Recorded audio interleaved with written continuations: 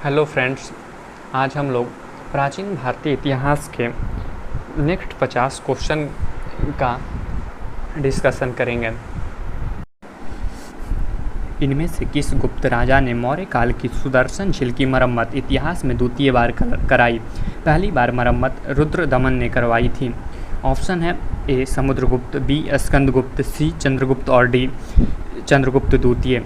तो द्वितीय बार सुदर्शन झील की मरम्मत स्कंदगुप्त ने करवाई थी, तो आंसर हो जाएगा बी। नेक्स्ट क्वेश्चन 52, वैष्णव मत किन शासकों के संरक्षण में अपने चरमोत्कर्ष पर पहुंचा? तो इसका आंसर हो जाएगा ऑप्शन डी गुप्त।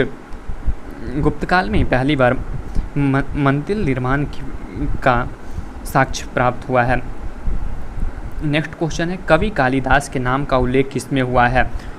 तो इसका आंसर हो जाएगा बी एहोल के उत्कीर्ण लेख में। नेक्स्ट क्वेश्चन है नालंदा विश्वविद्यालय में 3 महान पुस्तकालय थे, निम्नलिखित में से कौन सा पुस्तकालय नहीं था? तो इसमें बताना है कौन सा नहीं था। ऑप्शन है ए रत्न सागर पुस्तकालय, तो ये था। रत्न शोधक पुस्तकालय, ये नहीं था। रत्न, तो आंसर हो जाएगा बी।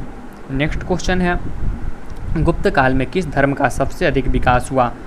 ऑप्शन है ए बौद्ध धर्म, बी जैन धर्म, सी भागवत धर्म और डी यवनों का धर्म। तो आंसर हो जाएगा सी, गुप्त काल में भागवत धर्म का सबसे अधिक विकास हुआ। नेक्स्ट क्वेश्चन है प्राचीन भारत के एक विख्यात चिकित्सक धन्वंतरि किसकी दरबार की शोभा थे? ऑप्शन है ए समुद्रगुप्त, बी अशोक, सी चंद्रगुप्त विक्रमादित्य और डी कनिष्क। तो इसका आंसर हो जाएगा सी चंद्रगुप्त विक्रमादित्य। नेक्स्ट क्वेश्चन है वराहमिहिर की पंच सिद्धांतिका किससे संबंधित है? तो ऑप्शन है ए फलित ज्योतिष,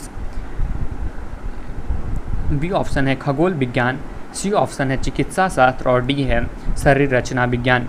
तो इसका आंसर हो जाएगा वराहमिहिर की पंच सिद्धांतिका फलित ज्योतिष से संबंधित थी, तो आंसर हो जाएगा ए। नेक्स्ट क्वेश्चन 58, किस साम्राज्य को हिंदुत्व का स्वर्ण युग माना जाता है?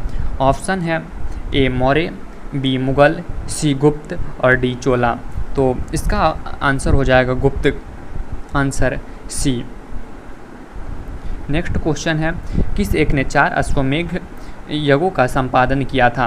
तो इसका आंसर हो जाएगा प्रवरसेन प्रथम ने 4 अश्वमेघ यज्ञों का संपादन करवाया था। नेक्स्ट क्वेश्चन है समुद्रगुप्त के प्रयाग प्रशस्ति वाले स्तंभ पर निम्न में से किसका लेख मिलता है? ऑप्शन है जहांगीर, बी ऑप्शन है शाहजहां, सी ऑप्शन है औरंगजेब और डी ऑप्शन है दारा शिकोह। तो इसका आंसर हो जाएगा ए जहांगीर। नेक्स्ट क्वेश्चन है दिल्ली की कुब्बतुल इस्लाम मस्जिद के प्रांगण में प्रसिद्ध लौह स्तंभ किसकी कृति में बना है? ऑप्शन है ए अशोक, बी चंद्र, सी हर्ष और डी अनंगपाल। तो इसका आंसर हो जाएगा बी चंद्र। नेक्स्ट क्वेश्चन है कौन सा राजवंश हुनों के आक्रमण से अत्यंत विचलित हुआ? तो ऑप्शन है मौर्य, कुषाण, गुप्त। तो इसका आंसर हो जाएगा सी गुप्त। गुप्त वंश हुनों के आक्रमण से अत्यंत विचलित था। नेक्स्ट क्वेश्चन है हुनों ने भारत पर आक्रमण किया चंद्रगुप्त द्वितीय के शासनकाल में, कुमारगुप्त प्रथम के शासनकाल में, स्कंदगुप्त के शासनकाल में और डी बुधगुप्त के शासनकाल में। तो इसका आंसर हो जाएगा स्कंदगुप्त के शासनकाल में। हुनों ने भारत पर स्कंदगुप्त के शासनकाल में आक्रमण किया था। नेक्स्ट क्वेश्चन है गुप्त काल में उत्तर भारतीय व्यापार किस पतन से संचालित होता था? ऑप्शन है त्रामलिप्ति, भरौच, कल्याण और कामबे। तो गुप्त काल में उत्तर भारतीय व्यापार त्रामलिप्ति पतन से संचालित होता था। नेक्स्ट क्वेश्चन है गुप्त काल में लिखित संस्कृत नाटकों में स्त्री और शूद्र कौन सी भाषा बोलते थे? ऑप्शन है संस्कृत, बी ऑप्शन है प्राकृत, सी ऑप्शन है पाली और डी ऑप्शन है सारस्वनी। तो गुप्त काल में लिखित संस्कृत नाटकों में स्त्री और शूद्र प्राकृत भाषा बोलते थे। नेक्स्ट क्वेश्चन है नगरों का क्रमिक पतन किस काल की एक महत्वपूर्ण विशेषता है? ऑप्शन है गुप्त काल, बी ऑप्शन है प्रतिहार युग, सी ऑप्शन है राष्ट्रकूट और डी ऑप्शन है सातवाहन युग। तो नगरों का क्रमिक पतन गुप्त काल की एक महत्वपूर्ण विशेषता थी, तो आंसर हो जाएगा ए। नेक्स्ट क्वेश्चन है राजश्री कौन थी? ऑप्शन है हर्ष की माँ, बी ऑप्शन है हर्ष के बड़े भाई की पत्नी, सी हर्ष की पत्नी और डी हर्ष की बहन। तो राजश्री हर्षवर्धन की बहन थी। नेक्स्ट क्वेश्चन है हर्ष के सोने के सिक्के के पृष्ठभाग पर किसका अंकन है? हर्ष के सोने के सिक्के के पृष्ठभाग पर किसका अंकन है? ऑप्शन है गौतम बुद्ध, मैत्रेय, शिव पार्वती और सूर्य। तो इसका आंसर हो जाएगा सी, शिव और पार्वती के।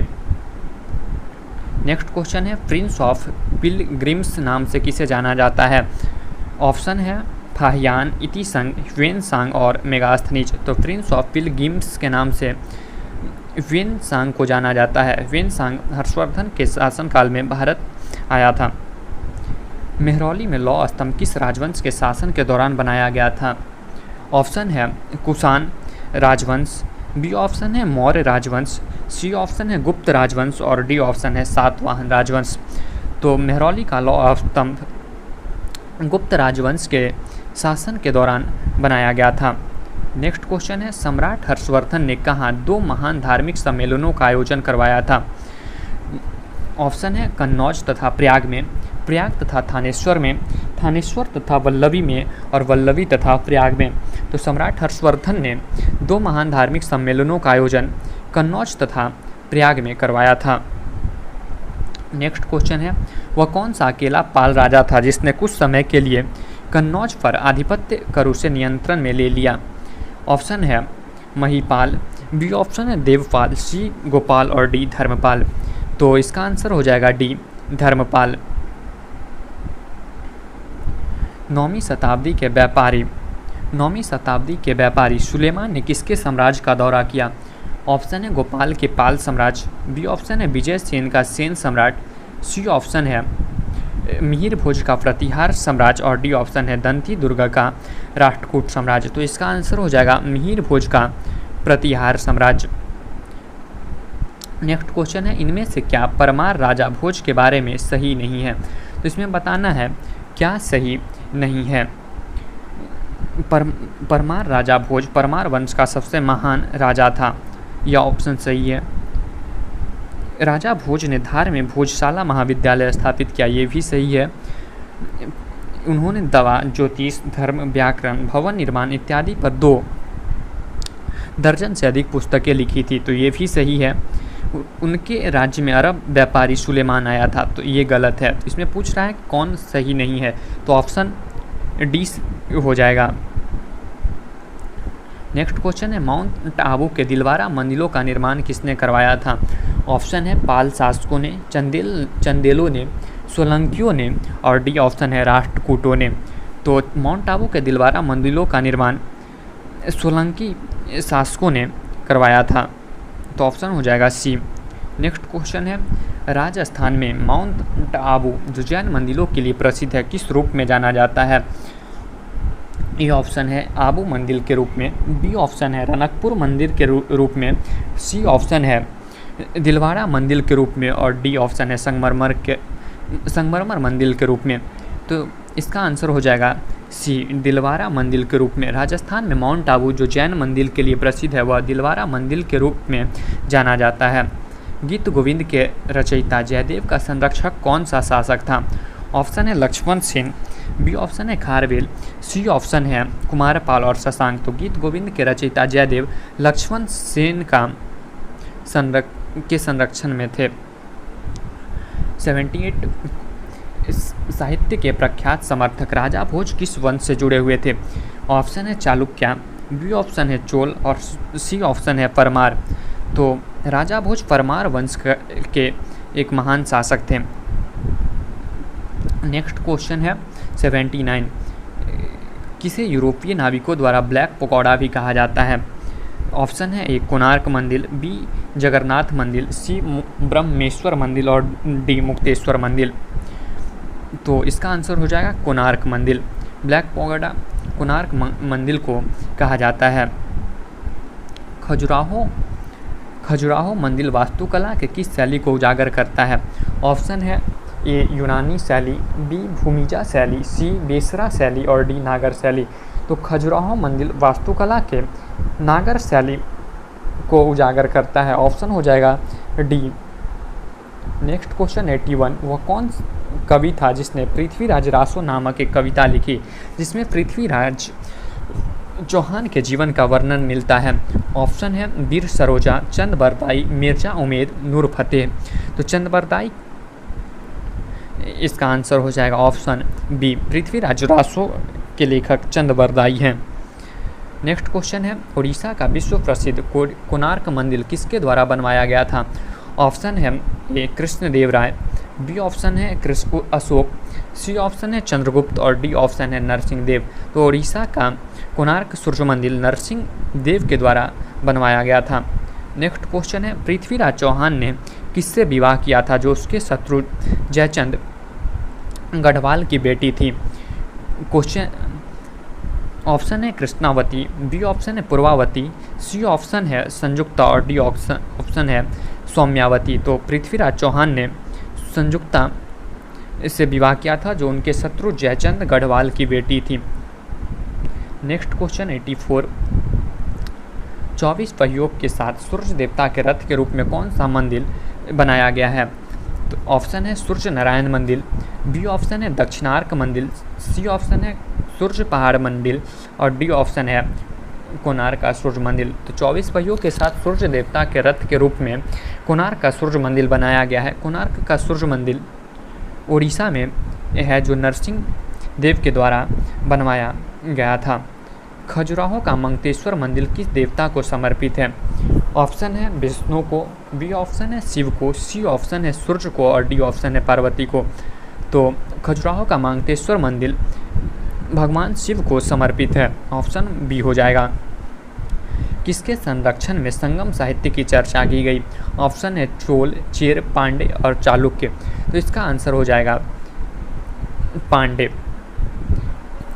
पांडे राजाओं के संरक्षण में संगम साहित्य की रचना की गई थी।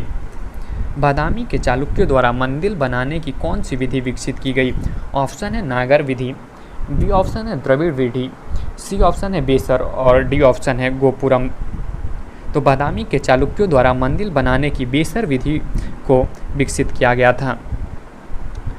किस राजवंश ने कन्नौज पर नियंत्रण के लिए त्रिकोणीय संघर्ष में हिस्सा, इसमें पूछ रहा है, नहीं लिया था? तो हिस्सा किसने लिया था? पाल ने लिया था, प्रतिहार ने लिया था और राष्ट्रकूट ने। तो इसका आंसर हो जाएगा सी, सेन। नेक्स्ट क्वेश्चन है कौन सा चालुक्य शहर मंदिरों का शहर कहा जाता है? ऑप्शन है ऐहोल, बादामी,